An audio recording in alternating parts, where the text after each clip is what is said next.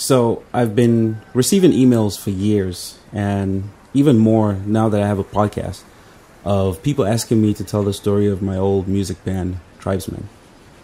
So I thought I'd tell the story of how the group started in this episode. I hope you guys enjoy it. Welcome to Nigerian American. My name is eLDee. This is my podcast.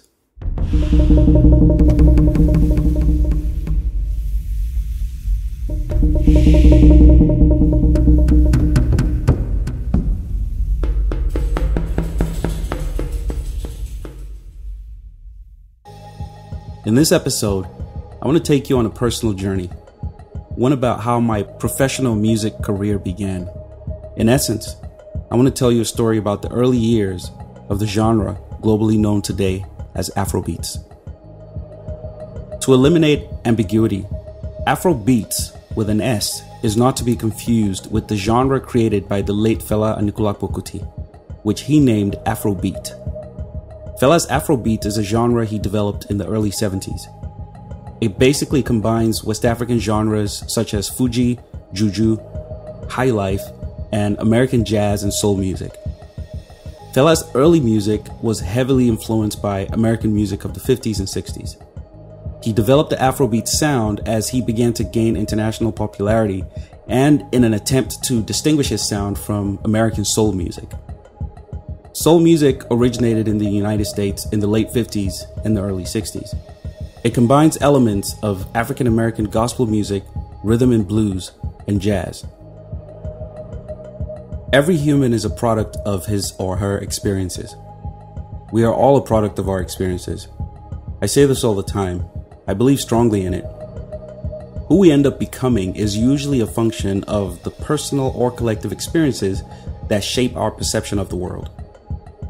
Fela's Afrobeat genre is a great example. It was a product of his many experiences. From studying music at the Trinity College of Music in London, picking up the trumpet as his favorite instrument, to playing in high-life bands, to moving to Ghana for 2 years, spending time in the US, and discovering the Black Power and Civil Rights movement, which educated and realigned his political views. All of which eventually influenced the theme and sound of his music. This episode is not about the late great Fela Anikulapo Kuti. It's about a younger generation of Nigerians whose experiences similarly shaped their own perceptions and birthed a new sound in the 90s. Unlike Fela, we forgot to name our baby. And like many other things, someone in the Western Hemisphere decided to name it for us. Hence, Afrobeats. Hey look, it sounds easy and it made sense to whoever it was that named it, and now it has stuck. I hear many Africans getting upset about our genre being called Afrobeats. They feel it's disrespectful to the legend of Fela Kuti. Some would rather call it Afro hip hop or Afro pop or simply Niger music or Ghana music or South African music. But the rest of the world is yet to acknowledge that memo. Personally, I like to think of our new genre as urban African music. And everything else, including, Afro hip hop, Afro pop, Afro soul, Afro jazz, as subgenres of it. The story I'm about to tell you is about a music group that I founded.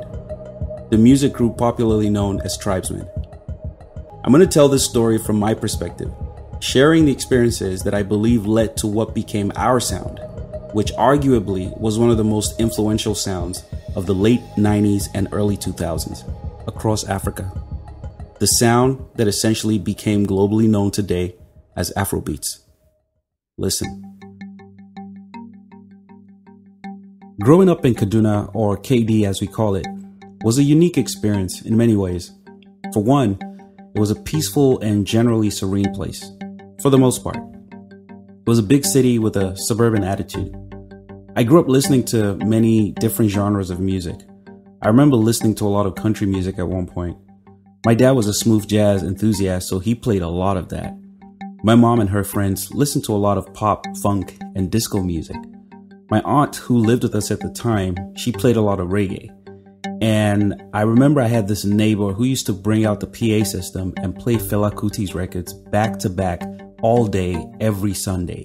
And I mean every Sunday for like years. That's how I learned about Fela and memorized most of his records. As teenagers in Nigeria, most of our international influences came from watching TV and listening to radio. We also had access to satellite TV in Kaduna. I grew up with a lot of exposure to Western culture because of that. Some of us traveled abroad often and kept those who couldn't in touch with new trends. It came in the form of music, fashion, and lifestyle in general. We particularly embraced African American culture. This is how we discovered hip hop and R&B. In the 80s, hip hop culture was becoming more popular and very dominant across black populations globally. The African American was seen as the coolest version of who we were. And we mimicked everything we understood about the culture. The music, the fashion, the dances, the slang, even the bounce. I remember having haircuts inspired by movie characters. I cut my hair like Tupac in the movie Juice. I had my crisscross moments where I had my hair braided, clothes backwards. I had my Snoop Dogg moments and many more. Movies like The House Party, Menace to Society, Jason's Lyric, Juice, New Jack City, Class Act, Higher Learning, and Friday were somewhat of a guide to African American culture, and we soaked it all in, and it felt like our reality. Most of Nigeria's local television and radio stations were owned and operated by the government until the mid to late 90s, when the government announced a deregulation of radio and TV broadcasts and private licenses were issued to many broadcasters. Prior to that, the government stations were run just like most government enterprises. Uninteresting, in my opinion. A lot of boring and repetitive content, for the most part. And not a lot of the kinds of exciting content that was available on satellite TV. The only entertaining shows to me that aired on local TV were maybe Sesame Street, Tales by Moonlight, which is a Nigerian storybook series, Voltron, Terra Hawks, and a few locally made soap operas. As we learn more about American culture from movies and music, MTV, BT, VH1, they were way more exciting, but they were only available to you if you had satellite TV. Most of our time was spent watching and learning from those channels. In 1994, Ray Power FM, the first independent radio station, began commercial broadcasts and immediately started fierce competition with the government-owned radio stations for listeners. Ray Power played content that was more interesting to young audiences because they had younger and more hip content directors and OAPs who were already exposed to more modern mainstream sounds. So hip hop and R&B started playing a lot more on the radio.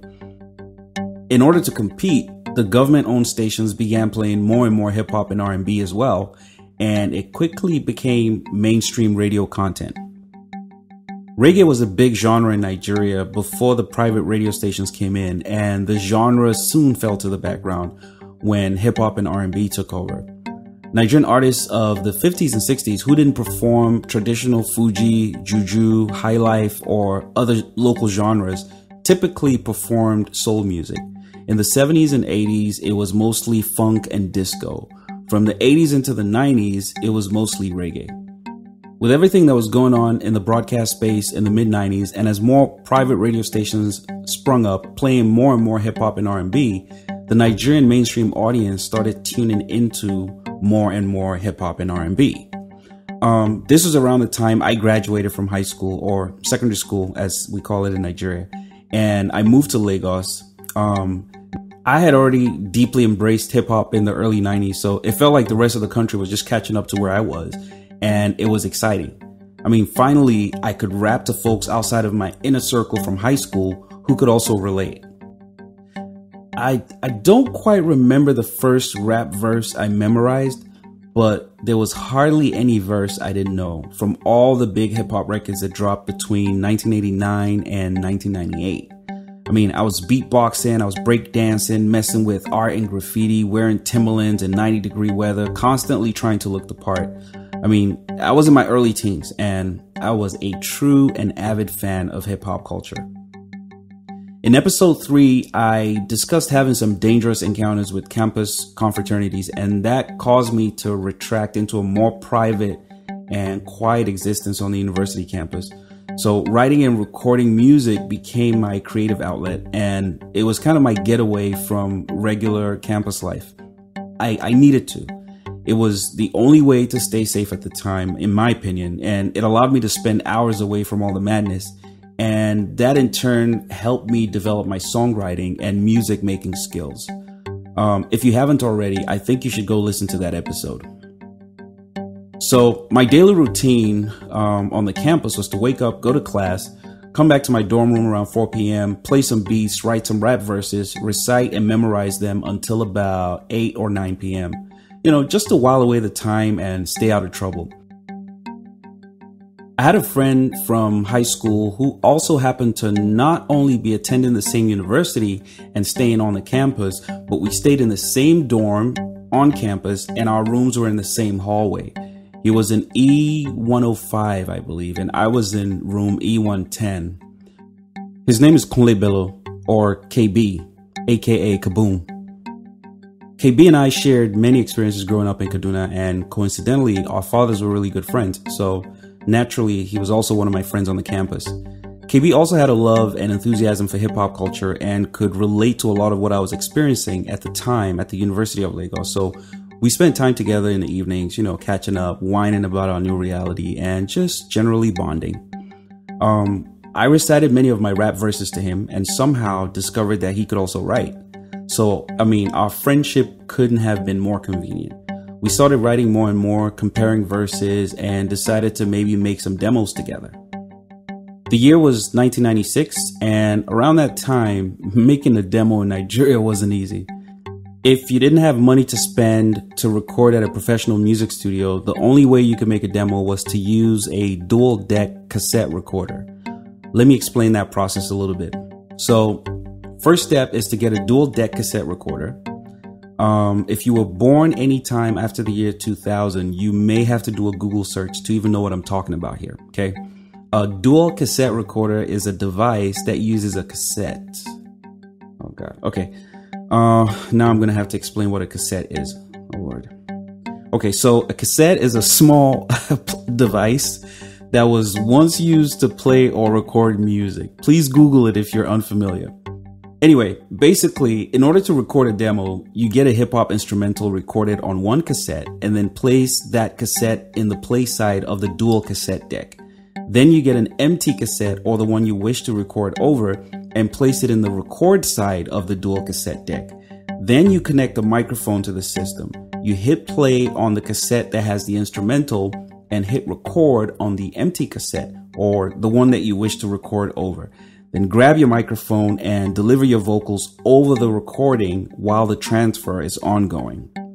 I hope that makes sense. Anyway, the end result is a recording of your voice over the instrumental on the empty cassette. Get it? That's how you made a demo back then.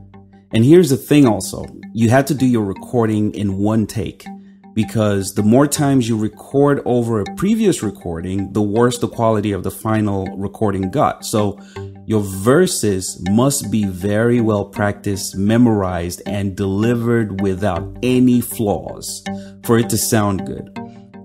It was the inexpensive way to make a demo, but it was sure as hell a lot of work. KB and I started making those demos, and we began sharing among friends on the campus. After my first year, I couldn't deal with living in the dorms and all of the chaos with the confraternities and all of that other craziness. So I moved to a safer, more secure part of the campus. I rented accommodation from a university teaching staff who lived in the staff quarters of the campus. And after moving to the staff quarters, I made a friend named John Kofi who became an instant fan of our music. He really loved the demos. John mentioned to me one time that he had only ever met one other rapper that sounded as good as KB and I, and that he would figure out a way to do an introduction. I also had another friend named Swave, who was also a rapper and part of an existing group at the time. His group was called Oxygen, and it consisted of Paul Play Dairo, Slam, Swave himself, and Tony Tonero. Swave and I became really good friends. And Swave also mentioned that he knew two rappers that he thought were really good, and he happened to have made a soundtrack with both of them. The two rappers he spoke of were Rugged Man and Freestyle. They all lived in the same neighborhood, not far from the university campus. One day, John Kofi stopped by and said he was going to bring his rapper friend over to meet me. And when he eventually did, it turned out to be one of the ones Swave had also told me about. The guy who showed up was Freestyle. Freestyle and I, traded verses. He played me a demo he had made, spit some verses, and I did the same. We were both impressed by each other and decided it would be a good idea to work together. So I told KB about Freestyle, and we all met up and had some really interesting ciphers. I wish we had these electronic devices and the foresight to capture those moments back then. They were truly special. Here I was with these two equally dope rappers and starting to imagine how dope it could be if we came together as a group. And eventually, we all agreed that it would be a fantastic idea.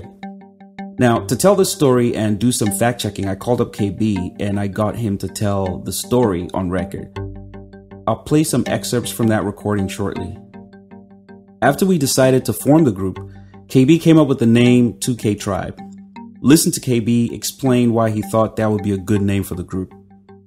My own thinking at the time was like, this the Y2K is such a big deal that's the way we're going to be a big deal. Everybody's waiting for the year 2000, but they should really be waiting for us. That was like the line I was towing. And of course, back then every crew called themselves something squad, something clan, Wu-Tang Clan, Defo Clan, and I was like, okay, I don't do clan, I don't do squad like Def Squad or something. So I was like, okay, you know what, you and I are big Tribe Called Quest fans, so I'm going to go with Trybe and 2K Trybe. So I think I even flirted with Y2K Trybe for a second, but I was like, nah, just 2K. Yeah. 2K Trybe. Yeah. But of course, that has some drastic consequences. The drastic consequences KB speaks of is that we had to change the name. 2K Trybe was very easy to mock. I mean, some silly friends started calling us the 2 Kobo Tribe. For those who don't know, the Kobo is part of the Nigerian currency. The Kobo is to the Nigerian Naira what the cent is to American dollars. So being called 2 Kobo Trybe was not really going to work.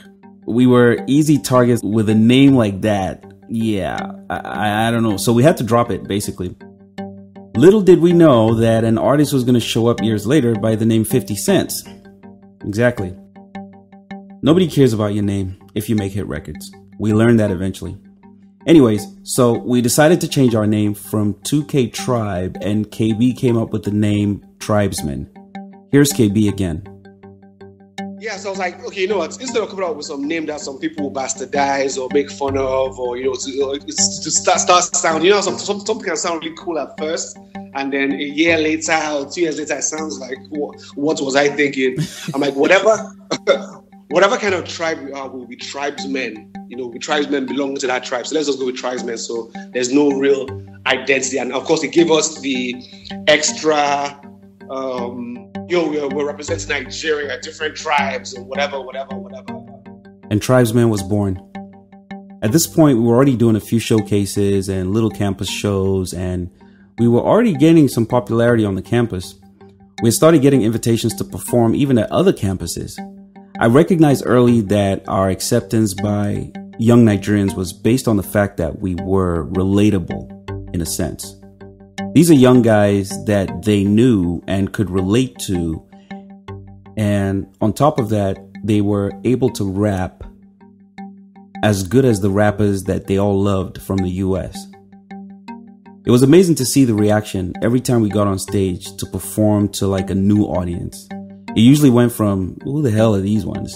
To, uh-oh, wait a second, holy shit. To, wait, can I get a cassette?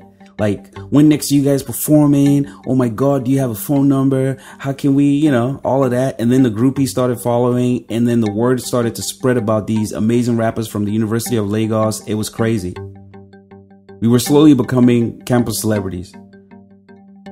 At most of those shows, we would grab a known instrumental, a hip hop instrumental, and drop some cool verses. We didn't really have any original music, so when people started asking for tapes and someone actually offered to buy one day, I realized that we needed to take things a little bit more seriously and to the next level, and we needed to create our own original content. That meant recording something that we could hand off to fans, and it became a challenge for me, and I was ready to do whatever was necessary to get it done.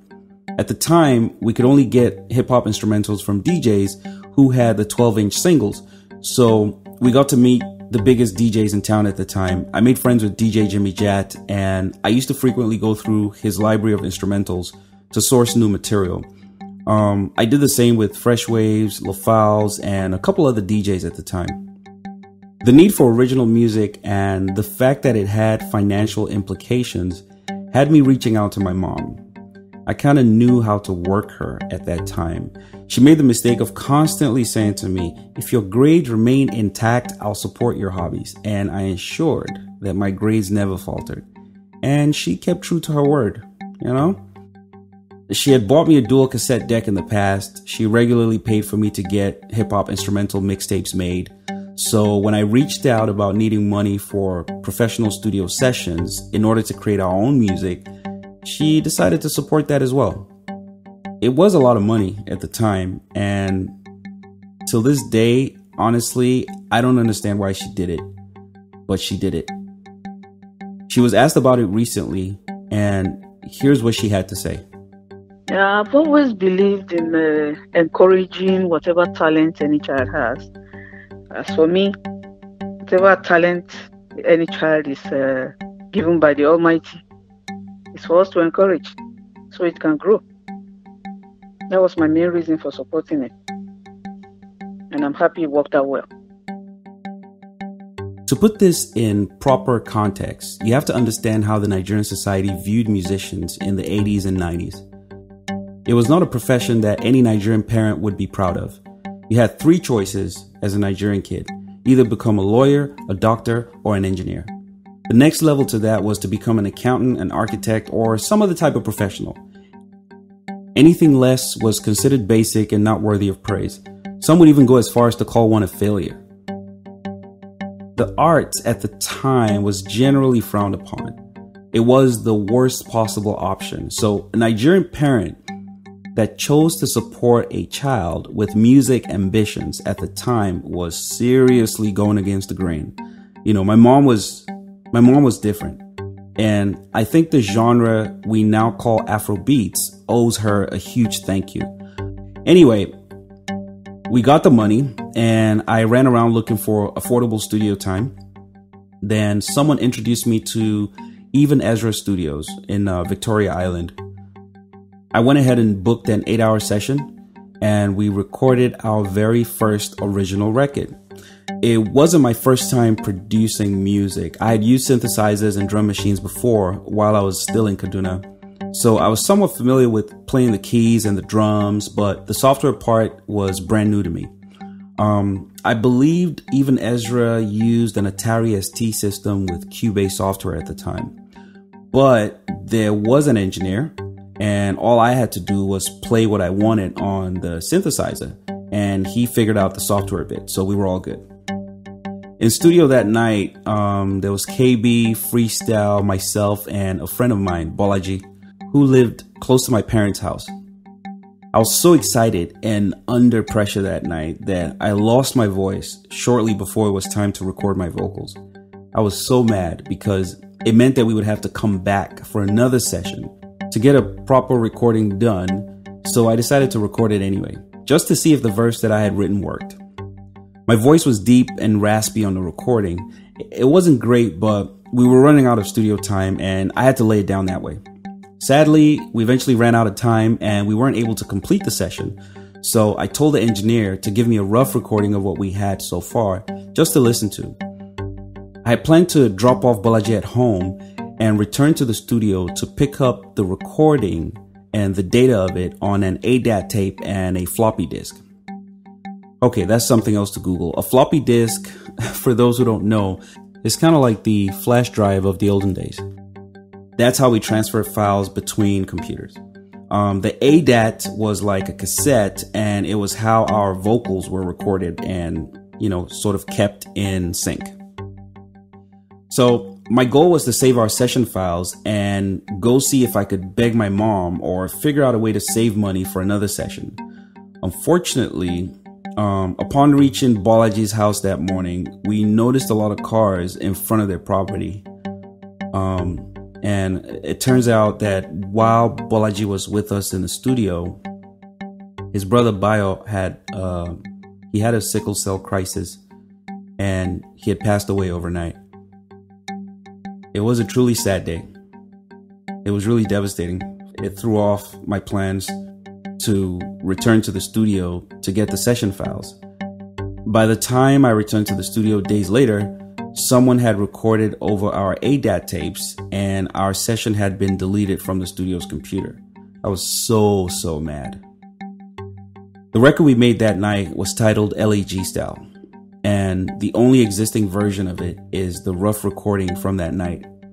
It was the first original Trybesmen song.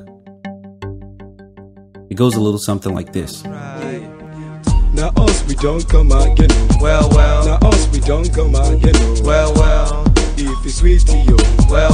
Make a love and I sing to you. I just woke up listening to my fella in the morning. Pick up my clothes up and toothbrush and still I'm yawning. I'm late. I go to the bathroom to take a shower. Gotta meet Kaboom and VI in about half an hour. Cause I heard, yo, we getting down in Surulere. Hurry up to Ikoyi to pick one of my many spillies. We tripping from Allen Avenue to Maryland. Had to buy myself a gala, but I had no cash in hand. So I headed off to my cousin's house in Makoto. She told me it was gonna be on all night and no flamingo tonight. I'm headed to my domain at the campus where I'm a pimp. Cause all you girls think I'm handsome. Hit the convoy with XL and all the Gucci's. We got to represent as we be spending Lucci. It's an everyday thing in the LAG. Now so we they do, I'm for here. Take a trip and you'll see. China babes in the mind. Oh, I'm bad. China joints in the mind. Oh, I'm bad. China people we get paid. Oh, I'm bad. So far Lagos we dey. Oh, I'm bad. China babes in the mind. Oh, I'm bad. China joints in the mind. Oh, I'm bad. China people we get paid. Oh, I'm bad. So far Lagos we dey. Oh, I'm bad. Let's take a place in the Wild West. Take a wild guess. Suggest LAGOS to be the wildest. There ain't nothing you can't find if you open your eyes.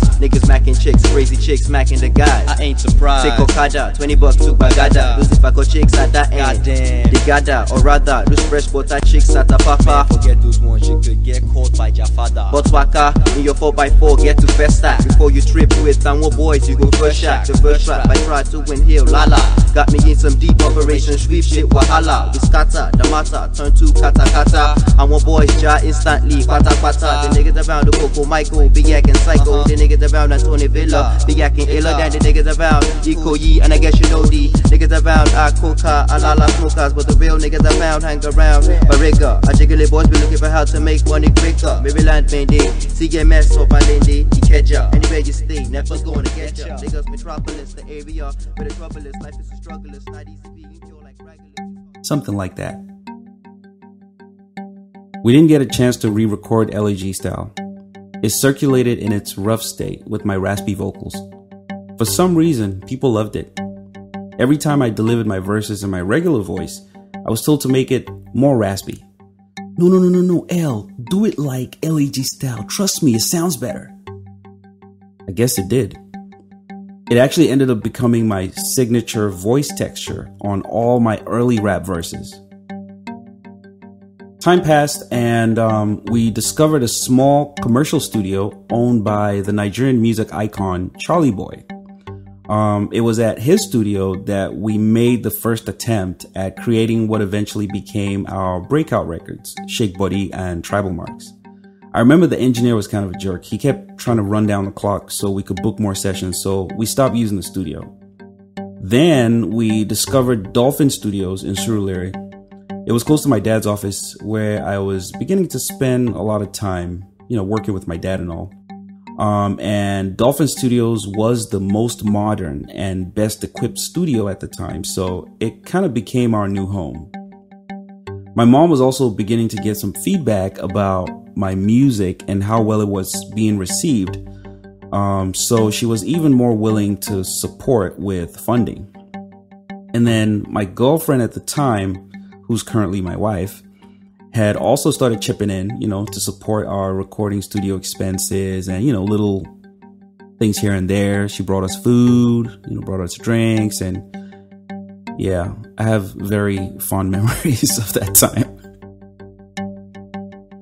What's interesting is I don't think anybody supported us at the time because they imagined that we would eventually become, like the Run DMC of Nigerian hip hop.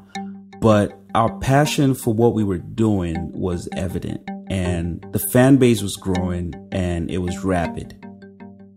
For me, every new challenge had to be conquered. With every little success, the bigger picture was getting clearer and clearer. I mean, I could go on and on about the many difficult challenges we overcame, but I'll attempt to summarize as I tell these stories.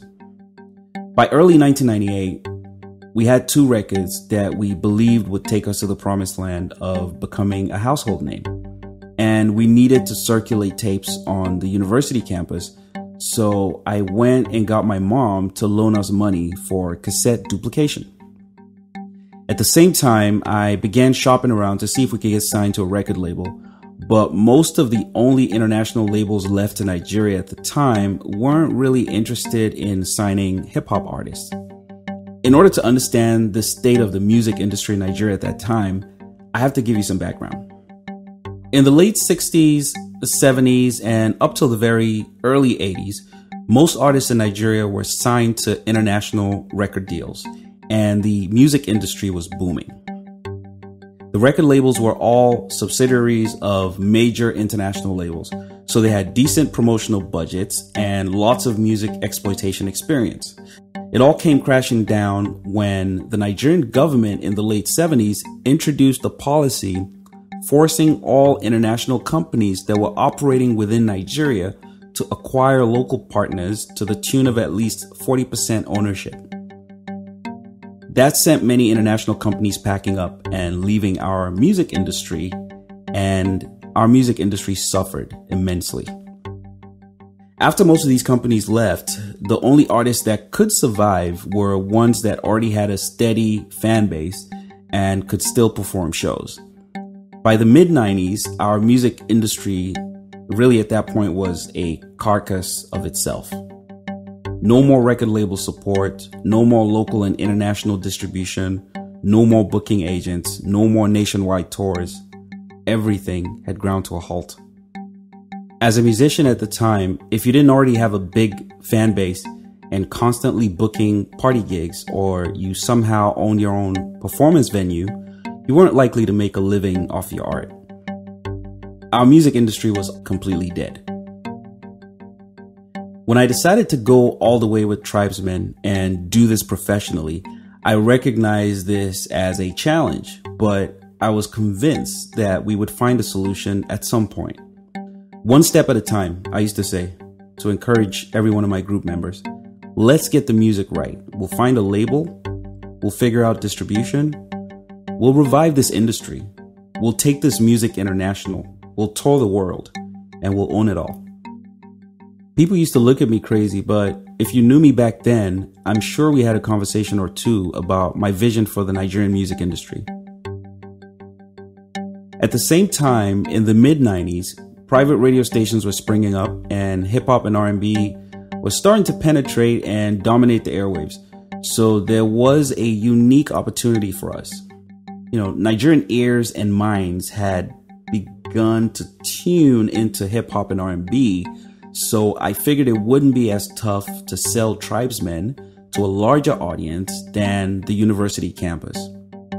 The bigger challenge, however, was how to convince Nigerian radio to play a local artist's hip-hop song in the same segment as, Nas and Busta Rhymes and LL Cool J. It seemed impossible, but I never for a moment stopped believing that we would do it. Our music was primarily hip-hop, but we recognized very early that the records that resonated the most were the ones we experimentally included Pidgin English or local languages into. So it became our formula. It would also eventually give us the edge that would help us break radio, and we kept at it. There were many rappers at the time who considered what we were doing as selling out. They were purists. They constantly spoke about keeping it real and sometimes even tried to suggest that we were, what we were creating didn't deserve to be called hip hop, but I didn't really care because most of those who had such comments, in my opinion, couldn't write a better rap verse than me at the time. So I didn't really consider them to be hip hop culture enthusiasts or custodians. So their opinions, it never really mattered to me. And I had a plan and I was convinced. And I also did everything I could to convince my crew to stick to it. The Trybesmen formula was simple. Spit a dope 16, but keep the hooks easy to memorize. Call and response. Oh boom, they're rapping. Trybesmen, I get rap for party. Trybesmen, cash to get new fever. And then in the verses, we started embedding more and more pidgin English. We even started including call and response elements in the verses as well, in order to carry the audience along and not have them only participate during the chorus. It would go something like this. Hey, yo, not only us, we fit the bus lyricism. Myself, freestyles and kaboom, the rap prism. You wanna be ahead of my crew, but oh, so bad. The rhythm is a motor making you dance. We got another hit and I'm about to go sell it. The rhythm is hot, here, taste it or smell it. I got the word born and I'm about to propel it. Another group better than we, now forget it. KJ8 to EKY. We also realized very quickly that the late great Fela Kuti used a lot of call and response elements in his music. It was the easiest way to get the sing-along effect as soon as the audience heard your music. Our record Tribal Marks actually borrows a pattern from one of Fela's songs titled Yellow Fever. By March of 1998, our song Tribal Marks made it to radio. I remember I was at home that day listening to Rhythm 93.7 FM. One of the most respected OAPs on Nigerian radio at the time, his name is J.A.J. the Top Gun, and he hosted a show called The Top 7 Jams at 7, where he did a daily countdown of the most played songs on Rhythm 93.7 FM. This was, at the time, the most listened to radio station in Lagos, and his Top 7 Jams at 7 drew the largest radio audience in that day part. It was one of the ways to discover hot new music in Lagos at the time, so I used to always have an empty cassette and a tape recorder, just waiting for the show to start. And on that day, I started my recording and I listened in as I usually would as he did the countdown. And then he said, coming in at number 2, this song is so dope, so fresh. It's one of the most amazing rap songs I've ever heard performed by Nigerians. At number 2, it's Tribal Marks by Trybesmen.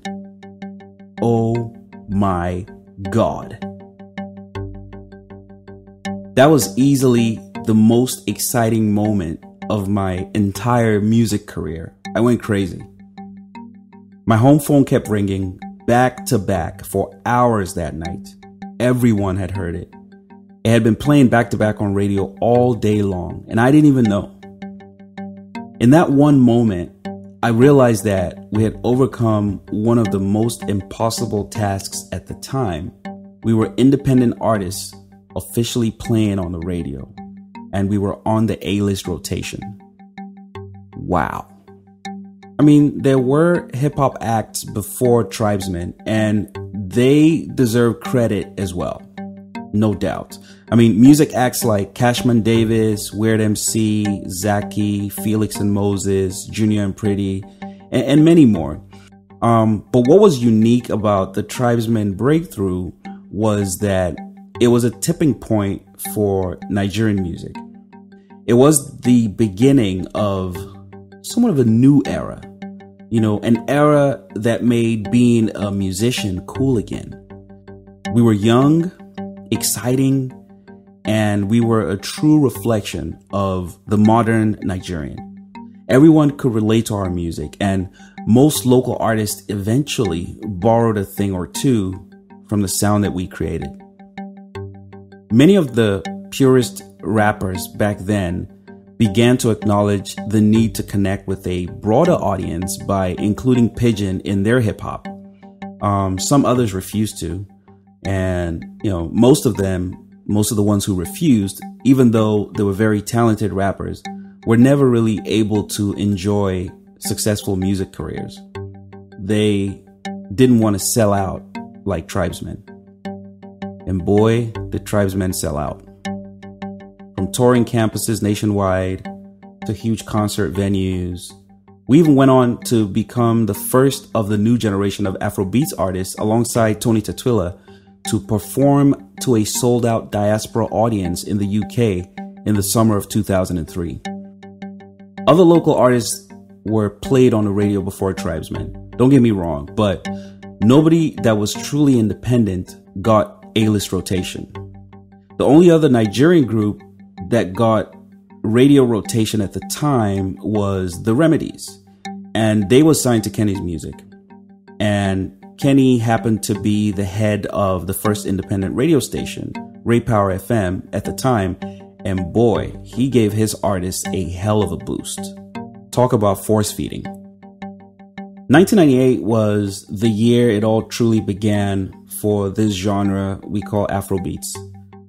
That year saw Trybesmen, Plantation Boys, The Remedies, Maintain, Rough, Rugged and Raw, Defo Clan, SWAT Root, Rasky, Apostles, and many more artists creep onto radio playlists nationwide.